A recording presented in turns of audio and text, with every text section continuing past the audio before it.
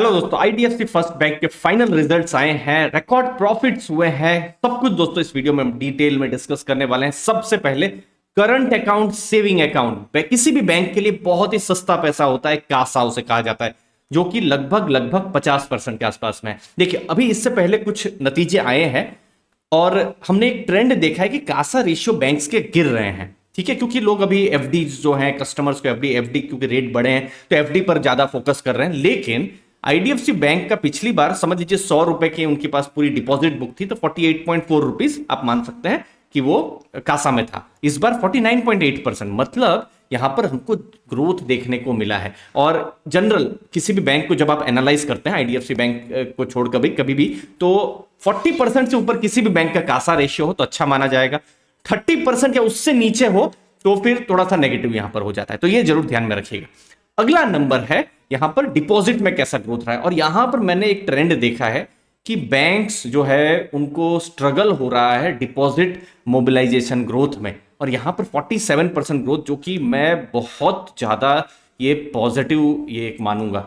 पिछली बार 93,000 करोड़ के आसपास था, इस बार 1,36,000 करोड़ के आसपास में ये डिपॉजिट ग्रोथ हुआ है। एक साल में 47% स्ट्रॉन्ग है। इनफैक्ट अभी बहुत सारे रिजल्ट्स आएंगे, पीएसयूज के रिजल्ट बहुत सारे मई महीने में लाइनअप है, आप डिपॉजिट ग्रोथ जरूर देखिएगा। और इनफैक्ट ये 47 तो खैर बहुत ज्यादा है, लेकिन कोई भी बैंक एटलीस्ट 12 या 15% से ऊपर का डिपॉजिट ग्रोथ कर पाती है तो वो एक अच्छा ग्रोथ माना जाएगा, क्योंकि अभी के माहौल में डिपॉजिट ग्रोथ को लेकर बैंक्स को बहुत चैलेंजेस है। तो ये 47 बहुत बड़ा नंबर है। अब नेक्स्ट नंबर है, डिपॉजिट तो आ गए, क्या बैंक्स लोन दे पा रही हैं? तो यहां पर 24% का लोन ग्रोथ हमको देखने को मिल रहा है।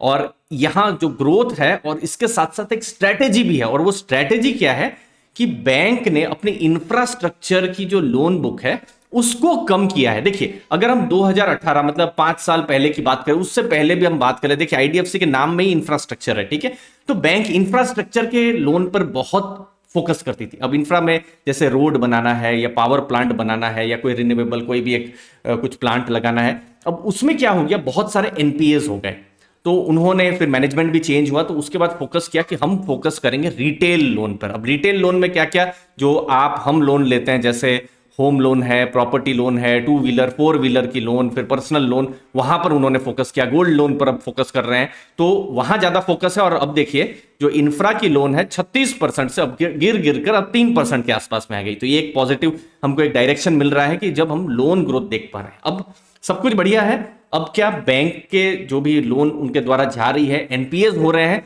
तो एनपीए भी गिरे हैं। ये इनफैक्ट पिछले साल से इस बार लोन को जो एनपीए हैं गिरे हैं 2.51% ग्रॉस एनपीए, और नेट एनपीए 1% से भी नीचे हो गया है 0.86%। इंफ्रा लोन को हटा दे तो 0.5% से नीचे एनपीए हो गया है, ये भी पॉजिटिव है। अब मैंने थोड़ी देर पहले ही आपको बताया कि बैंक का फोकस है रिटेल जो है वहां पर, तो रिटेल में अगर एनपीए बढ़ जाए तो जो स्ट्रेटेजी इतनी बड़ी रखी है तो स्ट्रेटेजी बैकफायर कर सकती है, सही है ना।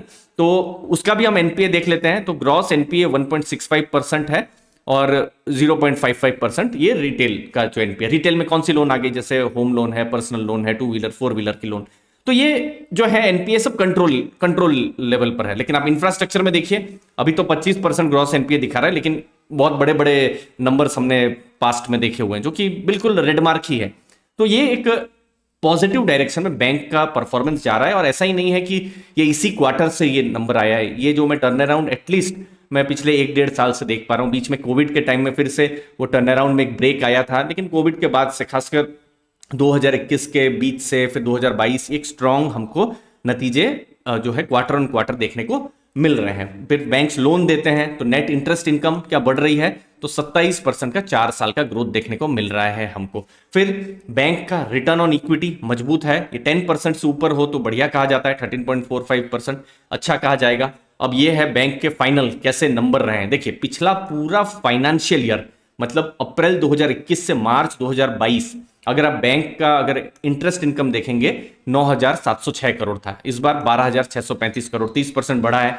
अब बैंक दूसरी जगह से भी कमाती है, जैसे डिस्ट्रीब्यूशन है, म्यूचुअल फंड हो गया, फिर लोन है, फिर जो प्रोसेसिंग चार्ज है, उन सब जगह से कमाती है, तो उनको अदर इनकम आप मान सकते हैं, फीस इनकम मान सकते हैं, तो वहां पर 32% का ग्रोथ देखने को मिला है।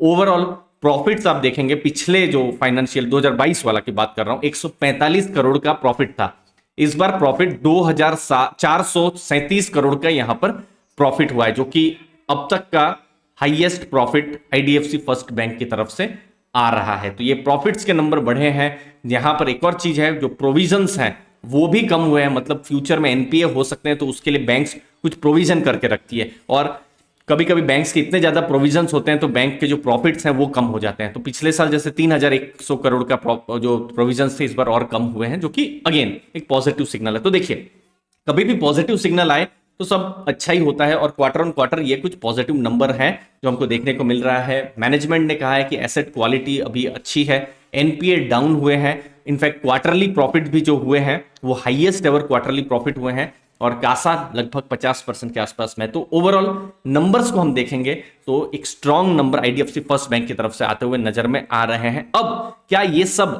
क्वेश्चन यही है कि सब क्या प्राइस में प्राइस्ड इन है, वो हमको मार्केट बताएगी।